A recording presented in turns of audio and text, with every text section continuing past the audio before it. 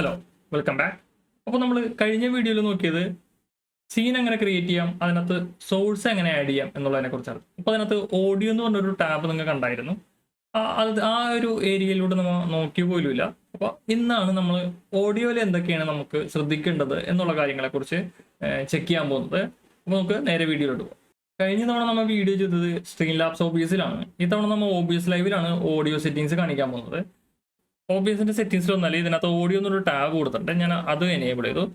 ഇതിൽ നമ്മുടെ desktop audio, ഇവിടെ ഞാൻ എൻ്റെ ഡെസ്ക്ടോപ്പ് ഓഡിയോ ഏതാണെന്ന് വെച്ചാൽ അത് കൊടുത്തിട്ടുണ്ട്. ഇത് നോക്കാനായിട്ട് നിങ്ങൾ ജസ്റ്റ് നിങ്ങളുടെ വിൻഡോസിൻ്റെ ഓഡിയോ ലിസ്റ്റ് ഒന്ന് ക്ലിക്ക് ചെയ്താൽ മതി, അല്ലെങ്കിൽ ഒന്ന് ഓവർ ചെയ്താൽ മതി. അപ്പോൾ ഏതാണ് നിങ്ങളുടെ ഓഡിയോ എന്ന് കാണിക്കും, ഔട്ട്പുട്ട് ഏതാണെന്ന് വെച്ചാൽ കാണിക്കും. അപ്പോൾ അത് തന്നെ ഇവിടെ ചൂസ് ചെയ്യുക. അതുപോലെ തന്നെ മൈക്ക് ഞാനിവിടെ ചൂസ് ചെയ്ത് കൊടുത്തിട്ടുണ്ട്. ഇനി നമുക്ക് നേരെ നമ്മുടെ ഔട്ട്പുട്ടിലോട്ട് പോവാം. ഔട്ട്പുട്ട് എടുത്ത് കഴിയുമ്പോൾ നമുക്കിവിടെ വേറൊരു കുറച്ച് ഓപ്ഷൻസ് ഉണ്ട്. ഔട്ട്പുട്ടിൽ നമുക്ക് ഇവിടെ നമ്മൾ ഈ സെറ്റിങ്സ് ഒക്കെ നമ്മൾ മുന്നേ ചെയ്തതാണ്. അപ്പോൾ നമുക്ക് ഇതിനകത്തൊന്നും മാറ്റം വരുത്താനൊന്നുമില്ല. ഇതെല്ലാം വീഡിയോൻ്റെ സെറ്റിങ്സ് ആണ്. ഇവിടെ ഓഡിയോ ട്രാക്ക് ഉണ്ട്. സ്ട്രീം ചെയ്യുന്ന സമയത്ത് ഒറ്റ ചാനൽ ഓഡിയോ മാത്രമേ നിങ്ങൾക്ക് സ്ട്രീം ചെയ്യാൻ സാധിക്കൂ. മൾട്ടിപ്പിൾ ഓഡിയോ ചാനൽസ് നിങ്ങൾക്ക് സ്ട്രീം ചെയ്യാൻ സാധിക്കില്ല. അപ്പോൾ അതുകൊണ്ട് 1 എന്ന് പറയുന്നത് എനേബിൾ ചെയ്ത് വെച്ചിട്ടുണ്ട്. അതുപോലെ തന്നെ റെക്കോർഡിങ്ങിൽ നിങ്ങൾക്ക് മൾട്ടിപ്പിൾ ചാനൽ എനേബിൾ ചെയ്യാൻ പറ്റും. ഞാനിവിടെ കൊടുത്തിരിക്കുന്നത് 2ഉം 3ആണ്. അപ്പോൾ ഈ കാര്യങ്ങൾ നിങ്ങൾ നോട്ട് ചെയ്തില്ലേ? നമുക്ക് തന്നെ അഡ്വാൻസ് ഓഡിയോ സെറ്റിങ്സിലോട്ട് പോകാം. അഡ്വാൻസ് ഓഡിയോ സെറ്റിങ്സിലോട്ട് പോകാനായിട്ട് നമുക്കിവിടെ കാണിക്കുന്ന ഓഡിയോ മിക്സറിൽ ഏതെങ്കിലും ഒരു ഈ സെറ്റിങ്സിന് ഐക്കണിൽ ക്ലിക്ക് ചെയ്തിട്ട് അഡ്വാൻസ് ഓഡിയോ പ്രോപ്പർട്ടീസിൽ ക്ലിക്ക് ചെയ്യുക. അപ്പോൾ നമുക്ക് ഈ ഒരു മെനു വരും. ഇതിനകത്ത് നമുക്ക് ഇത്രയും ഇത് കാണിക്കുന്നുണ്ട്. അപ്പോൾ ഇവിടെ നോക്കുകയാണെങ്കിൽ നമുക്ക് ആക്റ്റീവ് സോഴ്സ് ഓൺലി എന്നൊരു ഇത് ബട്ടൺ എനേബിൾ ചെയ്തിട്ട് ഞാനത് ഡിസേബിൾ ചെയ്യണമെങ്കിൽ നമുക്ക് ഈ ഒരു ലിസ്റ്റ് ഭയങ്കര വലിപ്പത്തിലോ ആയി കിട്ടും. നമുക്ക് ഇവിടെ ആഡ് ചെയ്തിരിക്കുന്ന, അതായത് നമ്മുടെ OBSനകത്ത് ആഡ് ചെയ്തിരിക്കുന്ന എല്ലാ സോഴ്സും കാണിക്കുന്നുണ്ട്. പക്ഷേ ഇത് ക്ലിക്ക് ചെയ്ത് കഴിഞ്ഞാൽ ഞാനിപ്പോൾ സെലക്ട് ചെയ്തിരിക്കുന്ന ഈ ഒരു ഗെയിം എന്ന് പറയുന്ന സീനിൻ്റെ ഉള്ളിൽ ഉള്ള ഓഡിയോ സോഴ്സ് മാത്രമാണ് ഇവിടെ കാണിക്കുന്നത്. ഇതിൽ തന്നെ ഞാൻ എല്ലാ ഓഡിയോ സോഴ്സും ഇപ്പോൾ ഇവിടെ എനേബിൾ ചെയ്തിട്ടില്ല. അതായത് ക്യാമറ അനിമേഷൻ, അതായത് ഞാനിവിടെ ക്യാമറ അനിമേഷൻ എന്ന് പറഞ്ഞിട്ടൊരു മീഡിയ സോഴ്സ് ഇവിടെ ആഡ് ചെയ്തിട്ടുണ്ട്.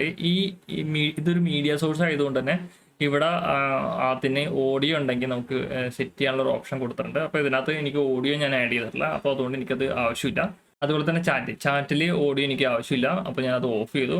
പിന്നെ ഡെസ്ക്ടോപ്പ് ഓഡിയോ എനിക്ക് ആവശ്യമുണ്ട്. അപ്പോൾ അത് ഞാൻ ട്രാക്ക് 1ലും ട്രാക്ക് 3ലും എനേബിൾ ചെയ്തിട്ടുണ്ട്. ബാക്കി ട്രാക്ക് എല്ലാം ഡിസേബിൾ ആണ്. നമുക്ക് മൊത്തം 6 ട്രാക്കാണുള്ളത്.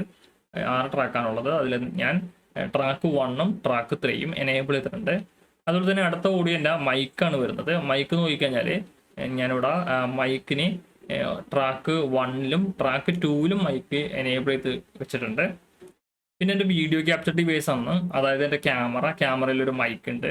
അപ്പോൾ ഞാൻ അതിനകത്തുള്ള മൈക്ക് ഒന്നും ഇതിനകത്ത് ആക്ടിവേറ്റ് ചെയ്തിട്ടില്ല, കാരണം എനിക്ക് അതിൽ നിന്ന് വോയിസ് ആവശ്യമില്ല.